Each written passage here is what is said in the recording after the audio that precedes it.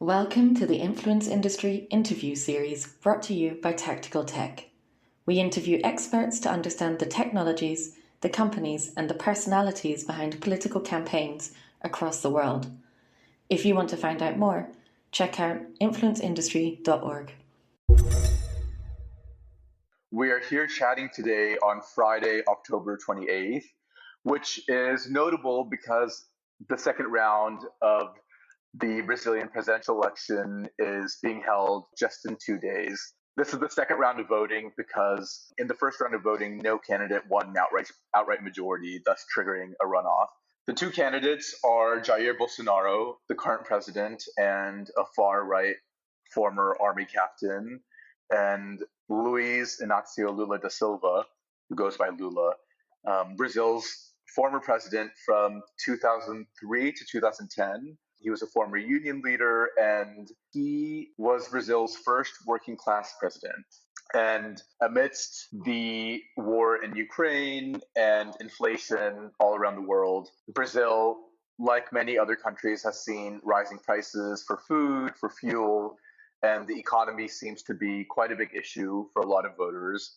And during Lula's presidency, the economy was relatively strong, and he actually left office with an 83% approval rating. He was generally very well liked. However, afterwards, he was embroiled in a corruption scandal involving money laundering, bribery, the state-owned oil company, but he was later acquitted. He had been campaigning for the 2018 presidential position, but he hadn't actually been acquitted at that time, and Bolsonaro strode to victory. Bolsonaro is an ardent admirer of former US President Donald Trump, but critics say that he has mismanaged the pandemic. He has a terrible environmental record. Deforestation in the Amazon has accelerated during his presidency. He's denied, for example, that Brazil has a special role to play in averting climate change. And these critics also say that he has undermined state institutions to the benefit of the private sector, which has backed him from the very beginning. Supporters, on the other hand, say that he is a man of faith and he's been good for business. Each candidate has quite a firm base, but much like we're seeing in a lot of the other countries around the world with first past the post systems, this election seems like it's going to be decided by a small fraction of undecided voters, and political tensions are high. Rafael, is there anything you want to add to this quick snapshot I just tried to outline? No, I think you did a great job. And I would add that Bolsonaro is also a working class man and also connects a lot with the lower classes in Brazil. So his populist style is different from Trump in the sense that Trump had buildings in New York, was a magnate, and was at least appeared to be really rich for us Brazilians. Bolsonaro was never a rich man. He was always involved with medium class and also militias, which are those parallel groups of security in Brazil. I didn't realize that Bolsonaro also has this working class appeal. Let's shift from the election itself to your work. You are the director of Data Privacy Brazil. Fill us in on the backstory of the organization. Yeah, and first of all, thank you for inviting for this conversation. Truly a pleasure. So our NGO is quite new. We created 2 years ago in the beginning of the pandemics, and we are a group of activists that were already involved with many struggles for digital rights in Brazil. So we worked in different organizations before. Like myself, I worked for the Brazilian Institute of Consumer Defense, which is a 35 years old NGO in Brazil. I then worked for Internet Lab. I also worked for Getúlio Vargas Foundation as a researcher. My colleague Bruno also worked for the research group on digital rights and access to information of the University of São Paulo. He was also working for the Brazilian Internet Steering Committee. And other folks came from Article 19, came from Alana Institute. So we already knew each other for a very long time because we had many struggles together in the process of the approving Marco Civil, the Internet Bill of Rights, so to speak, and also the campaigns for the enactment of the data protection law, which took a long time for us. it was like a 9-year process to enact data protection legislation. We actually realized that building a strong data protection culture based on social justice and the symmetries of power was just beginning. We realized that actually approving the law, which was quite difficult, was just the beginning of a process which was much more complex and cultural, and also involves making sure that this does not become something for the elites. Data protection should not be for like white and upper classes folks in Brazil. Should be for everyone. So we also started the NGO believing that we could have meaningful partnerships with the public defenders' offices in Brazil, with other NGOs which are more grassroots, and to do projects together. So we always thought that we could have the capacity of bridging this technical knowledge on digital rights and also reshaping our own visions with the engagement of other partners. When we have projects in which we're dealing with public defenders and they are doing such great work in the periphery of Rio de Janeiro, and we can engage with the community and know their perceptions on digital rights, it's also an opportunity for us to rethink what we believe is important. We try to take advantage of these engagement opportunities to also challenge our own beliefs. And so most of the projects that we are designing in the NGO are really trying to expand the conversation on digital rights, to include the social justice vision on it, and to move beyond our bubble, our community, which is quite strong. We have many NGOs of digital rights in Brazil, but we don't want to stop there. We want to go to other places and meet other people and make sure that those strong social movements in Brazil can grab this knowledge, can grab this legal frameworks and this kind of knowledge on how to do activism and to take to their communities. So we hope that one day digital rights will not be a field by itself. It will be so spread that it will be everywhere. And once we're there, we'll be happy. As you said, I think that privacy shouldn't be something that's only available to those who can afford it. And I also don't want to live in a world in which privacy is only available to rich people. So I think grounding all of this in a spirit of social justice is really nice. 10 years ago, when I was a data protection researcher, we could count on our hands the number of people that identified with data protection. And it was just a very small group, of people that were close to Stefano Rodotà and other leaders in the field. What happened is like truly amazing in Brazil. You can count thousands and thousands of privacy professionals today that didn't exist 5 years ago. They are getting really good salaries on those tech firms. There is a strong competition, especially in the financial sector, I would say, because Brazil has strong experiments on open finance and open banking. And the Brazilian Central Bank authority is a really good one, technical one. It's doing a lot of work on making clear incentives for innovation in data protection in those sectors.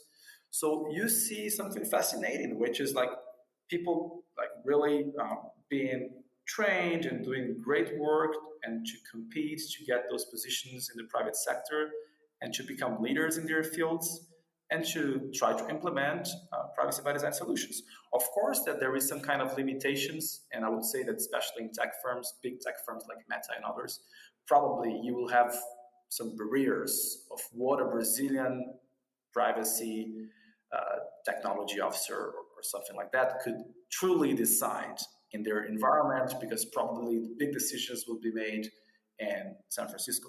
But what is occurring in other markets, especially like digital IDs markets or fintechs or credit scoring, which have a lot of competition, a lot of Brazilian tech firms, is that those Brazilian privacy experts are really making the decisions and they are making the difference. This is fascinating. It's a process of market building in terms of a professional area of data protection experts and privacy technology officers, which didn't exist before, and that is great. I think that can really have profound impacts on society in the next years. Data Privacy Brazil has three main areas of research. One is in government and regulation, one focused on asymmetries in power, and a third on digital markets and platforms. When we first formulated this influence industry project at Tactical Tech back in 2017, one of the questions we were asking ourselves was, why does this datafication of politics around the world really matter? And one of the democratic consequences of this datafication that we often came back to was how this mass collection of personal data, whether by the state or by private companies, really exacerbates existing power asymmetries. And that's quite similar, I realized, to the framing of Data Privacy Brazil. And one project within the broader asymmetries and power research area at the organization is on elections, disinformation, and violations of data, with the goal of ending abusive tech practices and the misuse of data that advance undemocratic norms. Can you tell us a little bit about what happened in this capacity in the most recent general elections back in 2018? In 2018, I was the leader of the digital rights program at IDEC, the Brazilian Institute of Consumer Defense. We already had the coalition Direitos na Rede, and we were doing a lot of work on elections and digital rights. But there was a failure in the analysis and the diagnosis, which was, I think it was a heavily discussion on US and Cambridge Analytica, and there was too much focus on Facebook. By that time, we didn't have a data protection authority. We didn't have a data protection law enacted, and we were completely missing WhatsApp and TikTok and Quai and other services.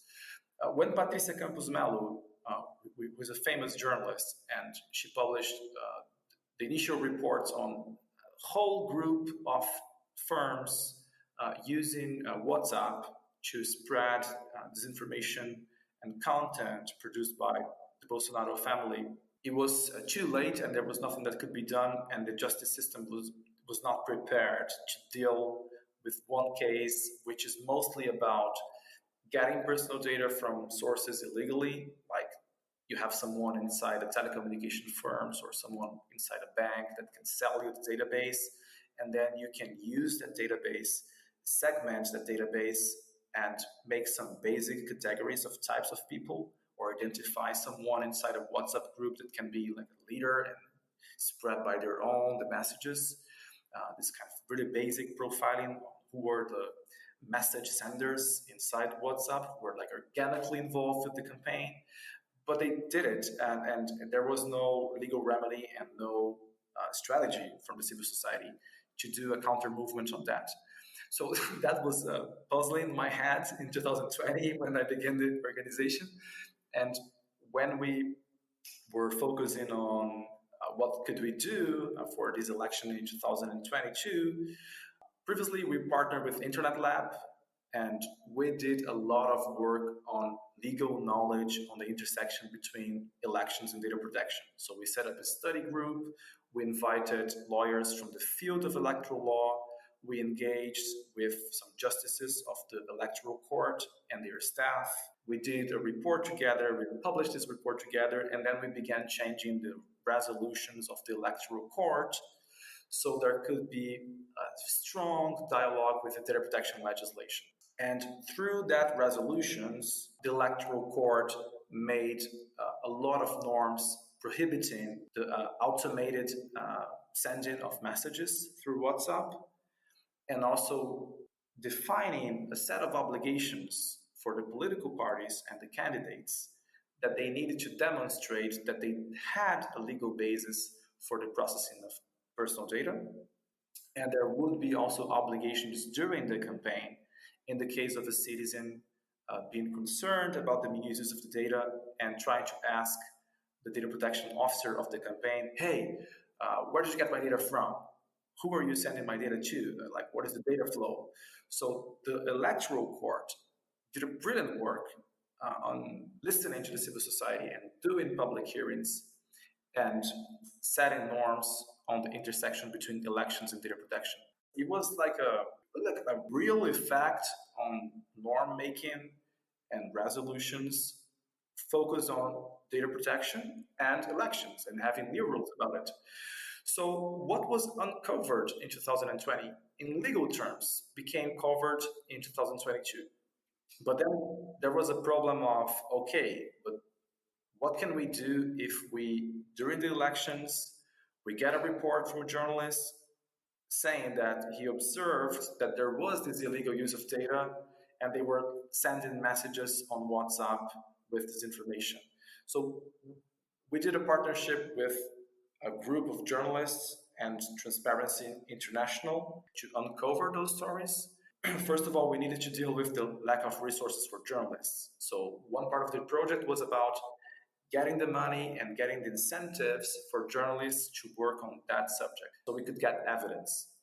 And the other part of the project, which I'm coordinating, is the legal one, in which once we have the evidence that they are using your data illegally to send you messages on WhatsApp or target you on TikTok, we can quickly react through a kind of a legal action that we can file at the electoral court, which is not about compensation, but it's about removing the illicit act. We can get an order by a judge saying that that firm needs to stop using the data, needs to delete the data, will be fined if it uses the data again. We did a representation and one legal action against the governor of the state of Sao Paulo because he was using data from public policies to send illicit content about himself using like a Google system, a Google kind of pop-up on Android phones. The second one, which was about the state of Paraná, what happened was that Paraná has a software called Paraná Artificial Intelligence, in which citizens, they can get their driver's license, or they can schedule a visit to a public hospital, or they can pay those taxes of the state. And when you want to do authentication of your number, you receive an SMS from one specific number, 52837. This is the number from the government of Paraná that will confirm that you have an appointment and so on. The state-owned company called Celepar hired a telecommunication company called Algar, which is a big one, to be responsible for sending the SMS. And what happened was that someone, a Bolsonaro supporter, inside Algar, he managed to get inside the system and change the powers of the admin and create a new account. And once he created a new account, he was able to start sending messages for all the databases of the citizens of Paraná, starting almost at midnight, saying that if Bolsonaro did not win, citizens should invade the Supreme Court. Unbelievable. And this happened 2 weeks ago. Of course, I've started receiving calls at 6 a.m. in the morning, journalists and friends saying something is going on really problematic in the state of Paraná. They are using the database of the government to send illegal SMS. First of all, we thought it could be kind of a SMS spoofing mechanism in which there was an external attacker using the system. But then we partnered with the Federal Prosecutor's Office and started providing evidence to them. And there was a legal case at the electoral court, and they discovered that indeed it was an employee, a radicalized employee, that had access. And of course, it was an extremely big violation of the data protection law, because this is, of course, a data breach in which someone inside is changing the purposes of the use of the data. But provided like a big alarm, because once again, the community was looking on WhatsApp. And then what happens is that you have something trying to influence everyone using SMS. For instance, when my mom received this message, she thought it was a message from the government of her state because it was the official number. But then she realized, no, my God, it's impossible. How come the government will send this type of message? Maybe for those folks that are already radicalized, if you get this kind of message saying there is something wrong going on, something wrong occurring, and you need to act, people will try to act. So they're trying to use this kind of techniques to put the country in flames, and of course, they will try to use data, personal data, to do that. We are trying to do our best to quickly stop that from happening once it happens and to prevent bigger harms. What we need is a social structure in which we can deal with it quickly, stop harms occurring, and also making sure that those folks are liable, that you have future incentives, that this is something that will not be forgiven, not something that will not be accepted from the society. One of the things that you mentioned was that you felt that in 2018 there was too much focus on the US, too much focus on Cambridge Analytica, and we felt very similarly. There was such a mass influx of funding towards monitoring Facebook, yet there's a whole influence industry, as we've called it, beyond just Facebook itself. That's, trying to leverage personal data for political purposes. And this story, it's itself quite interesting because it's a case of what we see time and time again of technology circumventing the law. To go back to this topic of asymmetry of power, this whole datafication of politics, I feel, really changes the ballgame when it comes to how we think about acquiring power and how we think about maintaining power. And when state access to data is being abused as a means of maintaining power, suddenly, all these democratic foundations are just inherently weakened. What happened in this case after it was found that some radicalized employee exploited their access to this data? Based on the quick investigation that was occurring the next day and the legal case at the electoral court, there was a court order to stop new SMS messages being sent from the number, and there was an order so they could start data breach investigation and to provide information on why it occurred and what happened. Then we partnered with the Federal Prosecutor's Office and the coalition, Direitos na Rede, and we published an open letter about the kind of harms that occurred in this case, and we supported the Federal Prosecutor's Office to file a class action against Algar. Because in our opinion, it's also important to understand that this is a collective harm.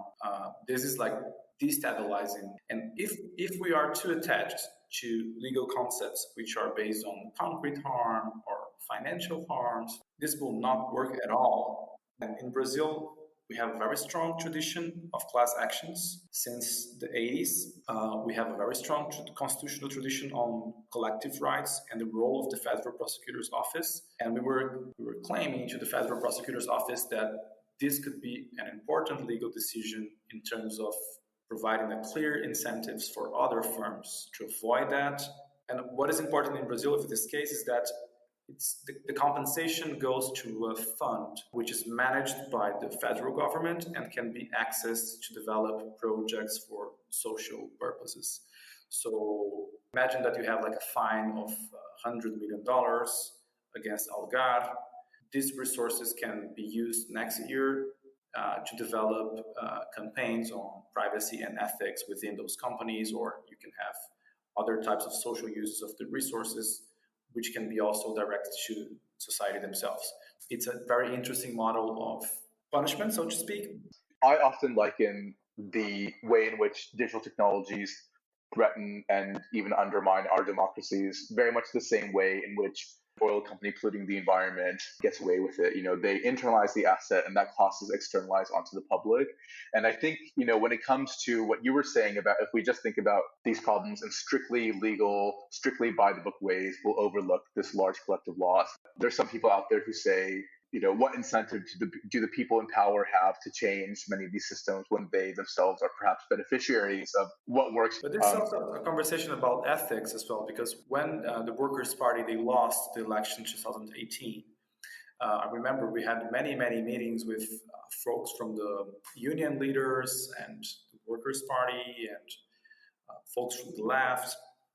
And they were like, should we also do like what Bolsonaro is doing? Should we also invest a lot of money on micro-targeting and WhatsApp?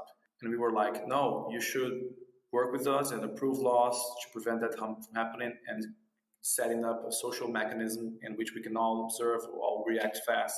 But do not go to this race to the bottom, I'm glad that many leaders of the left movement, luckily there was an ethical discussion on it, and I think this is a profoundly ethical debate.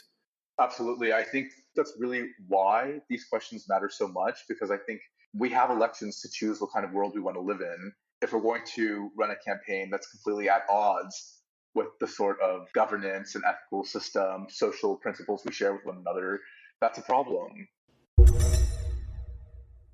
And I think there was I think something that we are all perceiving this year, and also one of the outcomes of the project, because we thought that we would find many, many more cases on illegal uses of data by the right-wing movement on WhatsApp or other softwares and platforms. But I think what is really occurring is a whole and a profound industry of digital influence, which is mostly about selling a lifestyle, selling morality in terms of what your deep values in terms of life, abortion, homosexuality, and so on, which are always polemic and people engage with that. What we saw in the right wing was not so many cases of, okay, let's get the databases from the telecommunication firms and try to send messages. What is really mainstream is this whole network of influencers in churches and right-wing think tanks using Kwai and TikTok extremely well, and they are really, really professional in technical terms. They can use the camera in the right position, they have a good sound behind it, and they master the technique of engagement, of attention. And I think this has been a game changer in this election, you know. Absolutely. Yeah. There's been this shift from let me get a celebrity endorsement to let me recruit this 18-year-old who's a micro influencer who has a massive online audience.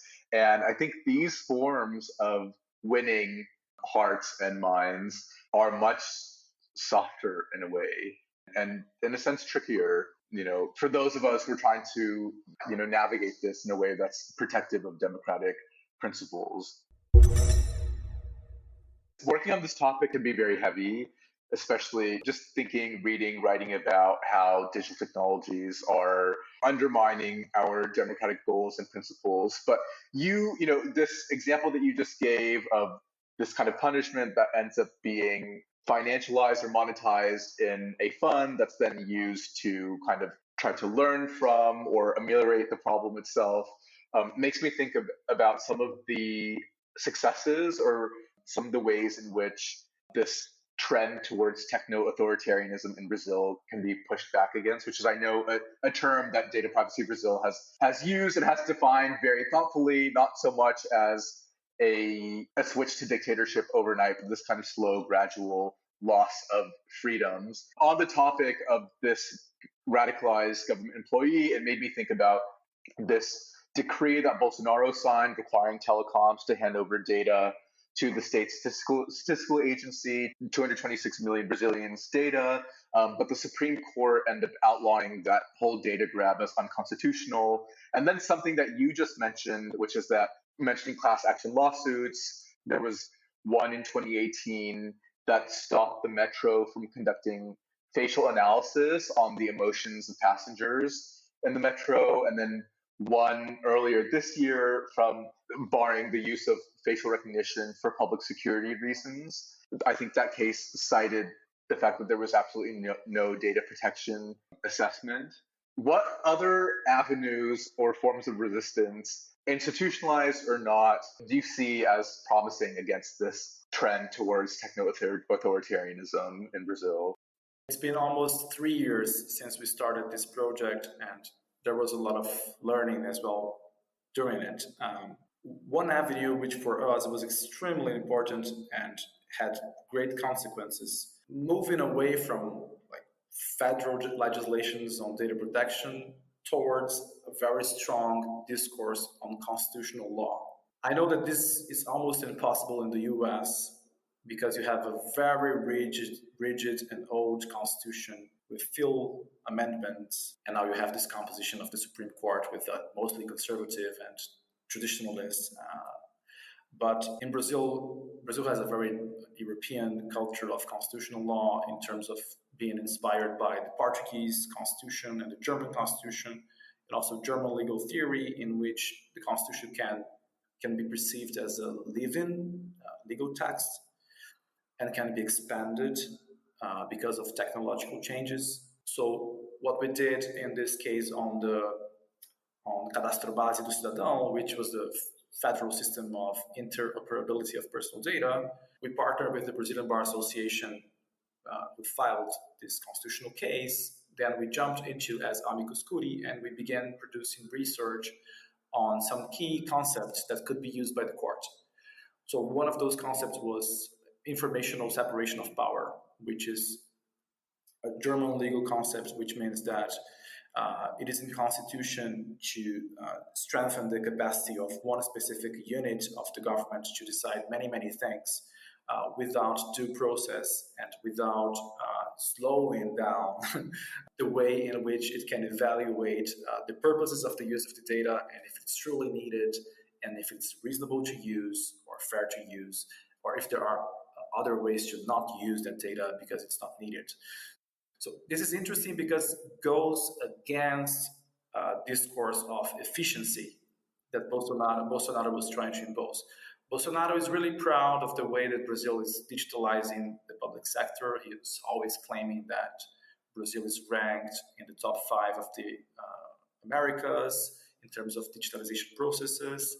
So there's this very strong discourse on mixing and sharing all types of data in just one platform for the citizen, which, all right, it might be great. And indeed, I had some examples in my life that it was easy to get my COVID results. It was easy to, send my driver's license to another state. But obviously, this is a problem when you have the capacity to merge such an amount of databases from public policies, which are very rich in terms of the types of information. What's happening now with the citizen registration database?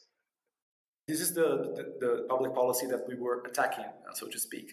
And the Supreme Court had a nice decision, which was, and this was the amicus curiae that we filed, because the governance system of the Federal Registry database was closed. There was no participation from civil society and no possibility of civil society to propose kind of public interest tests that they could do in one unit of the government to see if they could fairly use the data of another unit of the government.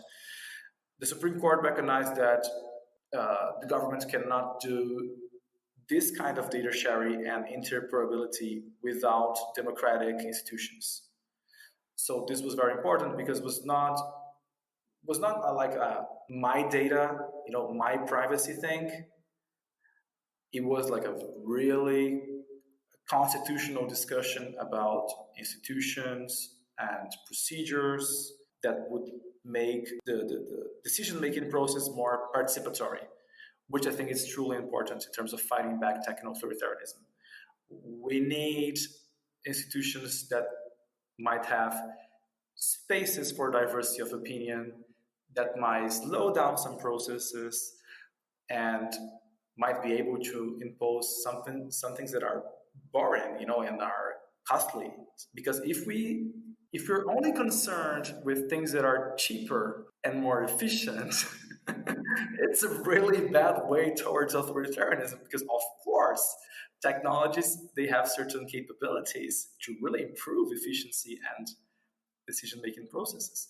So I like really much the philosophy of Professor Michael Hildebrand from the Netherlands, that she says democracy and rule of law must be slowly.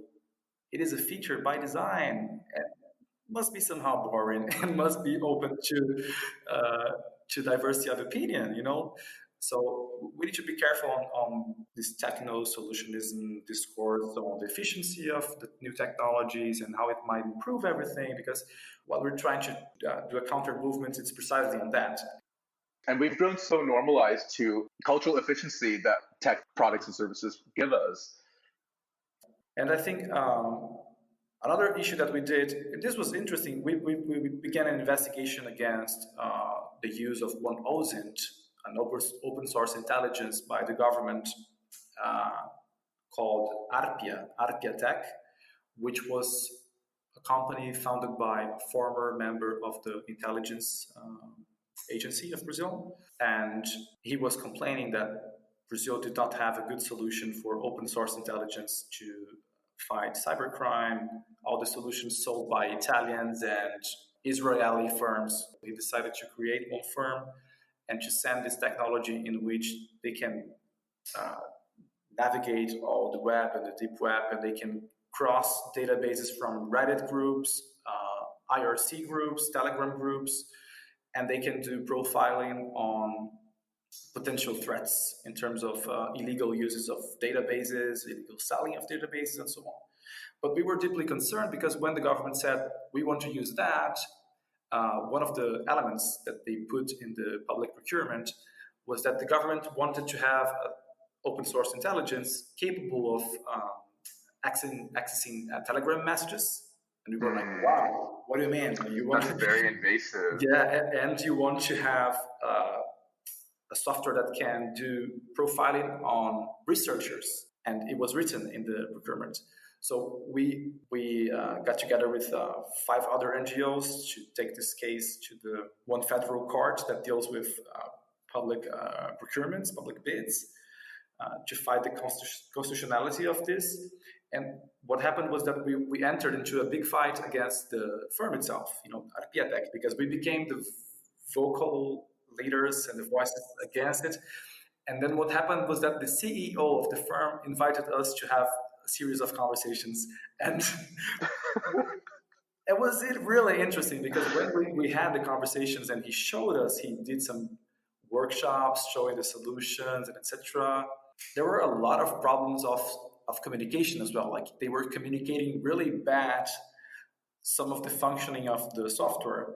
Because, for instance, when he was talking about profiling researchers, I was asking, are you capable of profiling myself or a political scientist, professor who is publishing papers against Bolsonaro? And he was like, no, absolutely not. And what we are looking is researchers that have evidence of databases for black market of personal data.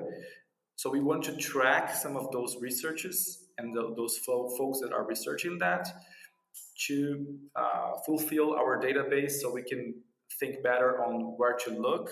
And we are just targeting based on one specific methodology used by CIA. I was saying to him, you must agree with us that it's not our fault that we were campaigning against you, because the way it was communicated and the way that we believe it works, it's awful. And he was like, yeah, and I think, and he was proposing that civil society should have more space and more opportunities to engage with those firms, and especially to deal with open source intelligence products. Because of course, in Brazil, we're not against open source intelligence because it can be used tremendously well for research, for journalists, for activism. But one of the issues that we were fighting in this project is this spread use of open source intelligence without due process and without justifications for specific matters. And we were discussing with Stephen Feldstein, who wrote that book, Digital Repression. When you talk about Pegasus and when you talk about those types of techniques to exploit devices, we know a lot about that until now because of the research done about that. We know how badly it can be used to target leaders and to kill people that are doing campaigns against taxation of Coca-Cola in South America and so on, or Mexico. But when we're talking about open source intelligence softwares like Arpia, which have certain types of capabilities of profiling, we do not have yet the knowledge, and we do not have the whole map of what are the potential uses of that kind of technology and how that can harm society. And this is a big challenge for us because in the techno-authoritarianism project in Brazil, you do not have one big case of Pegasus, but you have these cases which are more subtle, like they are like OSINT technologies, might be used for something really bad, but the government is claiming that they're not using for something really bad. They're saying, we need to fight organized crime in Foz do Iguaçu. We need to fight organized crime, which are orchestrated with financial scams and financial crime, which of course in Brazil is a massive problem. So I think Brazil has a specific complexity on techno-authoritarianism. It's more about potential risks and how to tackle those potential risks in open source intelligence softwares that are used by the Ministry of Justice and so on. One quite universal phenomenon among a lot of NGOs, digital rights organizations around the world, are these general concerns about the ways in which they may be subjects or targets of their governments, the ways in which they might have to censor themselves or adapt what they say to please the powers that be, whether those be tech companies funding them in some cases, or whether that be not being too critical of the government. I think this general slide towards techno-authoritarianism in Brazil is quite a global phenomenon. It feels quite familiar to me as an American living in Europe when I think about what's happened in the Philippines, what's happening now in India. I mean, really, it is quite universal. What lessons have you learned generally from talking to counterparts working in other places about how they are navigating this slide towards techno-authoritarianism in their own context? Yeah, that's a great question, because when we started the project and we began using the concept of techno-authoritarianism, we already perceived instantly a lot of interest from Indian colleagues from Bangladesh, colleagues from Colombia, to engage in meaningful conversations about that. And I think one issue that we were concerned in the beginning of the project is that the way we use the expression techno-authoritarianism is not to describe and to separate countries that are democratic and authoritarian. And this is something that, for instance, if you read a piece on Foreign Affairs about techno-authoritarianism, which they do have one from last year, they are using the concept to describe China and Russia.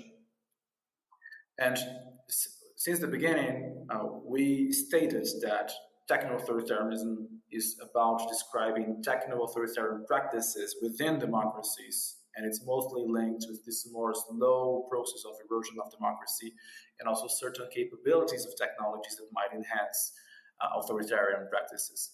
So this is a problem of democracies as well. We were trying to not be confused with those folks doing international relations, which are mostly concerned about labeling China and Russia as techno-authoritarian societies. Because the point is learning also in the experience of our democracies in the global south, and this happens a lot in India, the true conflicts that exists in terms of public policies. When you have a developing society trying to implement a welfare system which is based on redistribution and trying to also foster certain types of economic markets and capabilities within their own countries. Because when Brazil is trying to do this digital transformation, it's not only concerned about providing services easier and better for the citizens. The country is also trying to foster tech firms, national tech firms, that will occupy those markets. And we can see a lot in that in India as well, like when they're trying to implement the biometric systems and projects, also trying to combine the fostering of Indian tech firms and certain types of methodologies and knowledge that can be applied in those projects in the government. But then many bad things can happen in terms of secondary use of data, or a more authoritarian approach that might come from Modi and others, which might change things. And the legacy that you have would have this profound infrastructure and capability, which is fragilely firmed in democratic pacts. When those pacts fail and an authoritarian leader comes up and can take advantage of those infrastructure and technology capabilities, what can happen? But I wouldn't say that techno-authoritarianism or those problems of abuses are only from Brazil or India and Mexico, because we have many examples from the Netherlands completely abusing of those systems and technologies for assessments of the population and doing really bad things in terms of labeling and discriminating migrants and others, which could also be perceived as a problem of techno-authoritarianism in the way that it is conduct by the government that is taking advantage of the use of personal data and technology, and it is limiting those fundamental rights of those migrants in the territory of the Netherlands. And that's why the Netherlands is also having many, many discussions on the problem of automated decision making, and they're developing like human rights impact assessment and due diligence in order to counter that movement. If we talk about, okay, can we formulate as a global civil society meaningful tools for impact assessment and participation that we can use in our communities? I think this is a very interesting and fruitful opportunity for us, because I'm really eager to know how activists in Bangladesh are trying to define high risks for fundamental rights in their society, and how they are trying to use mitigation mechanisms to those risks together with their government. And we can also use that in Brazil, for instance. So this is the kind of exchange that I think techno-authoritarianism also opens up. I think you're right. This techno-authoritarianism is ripe for a kind of coalition building. And even though the solutions in Bangladesh might not apply to Brazil, I think there's still learnings and relationships to be built between these causes. Yeah, let me give you one example. Last year, we were investigating a lot problems of digital IDs in Brazil.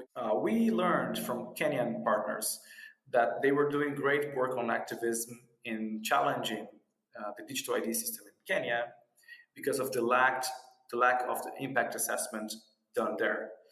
What we did, we set up a meeting, a closed meeting with the Ministry of Economy in Brazil, and we invited activists from Kenya to talk, and they listened, So we need to bridge those policy communities. This is the kind of work that we want to do the next years, is to make sure that the local government can listen to a meaningful learning in this kind of conversations about fundamental rights and datafication, and can avoid the same mistake, Exactly. We should not be making the same mistakes everywhere, especially when those mistakes often mean learning the hard way, often mean a compromise to some people's fundamental rights. That's why we also maybe need to think in the future on kind of a global prize for those staff and people from the governments that are doing the right thing, because they also need incentives to do the right thing. That's a great point, because I can imagine the people holding these government positions probably also feel a sense of just doom and gloom as well. Frustration from the private companies, frustration from civil society, and I think there has to be a bit of care and stick for these cases. And we're always pressuring them to make very difficult things, right? Because civil society is pushing. These are not easy jobs. Always. I feel a lot of solidarity and compassion with them. Totally. I think they are. The work they're doing is definitely not easy, and feels like they're stuck in the web of stakeholders. And you're right, incentivizing them with some kind of recognition or prize or distinction for engaging and learning from what's happening elsewhere. I mean, that's a win for us, and it's a win for them. If you enjoyed today's interview and you want to find out more about the influence industry, data-driven political campaigns, and anything else about Tactical Tech's work, check out influenceindustry.org.